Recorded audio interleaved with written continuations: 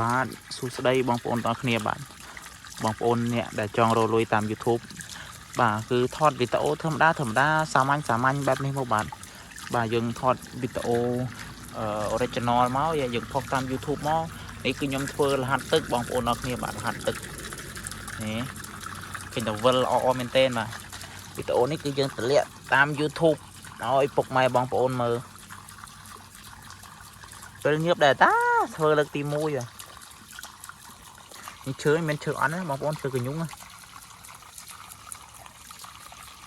ហ័សទឹកនេះបើយើងដាក់កន្លែងអាំងមឿនបានញ៉ាំ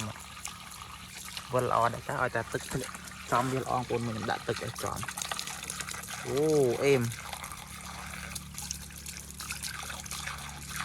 រៀនធ្វើលើកទី1ដែរបងប្អូនបាទនេះកូនឡានរបស់យើងមកដាក់ពីលើនេះកូនឡានធ្វើខ្លួនឯងស្អាតបាទស្អាតនេះទឹកថ្លាល្អនេះគឺដើមរិស័យបាទដើមរិស័យស្អាតណាស់បងប្អូនទីទៀតចំកែមចំកាធាយបានកែបកាធាយនេះមកស្អាតបងប្អូនអ្នកដែលចង់រកលុយតាម YouTube ធ្វើតាមខ្ញុំមក content original ខ្លួនឯងមកហើយយើងផុសវីដេអូវែងមកយើងផុសខ្លួនឯងធ្វើតែប៉ុណ្ណឹងក៏យើងថតមានអ្នកមើលច្រើនដែរបងប្អូនបាទហើយយើងចេះបង្កើតមាតិកាអីខ្លួនឯងបាទគឺស្អាតបាទធម្មជាតិសុទ្ធសាធបាទ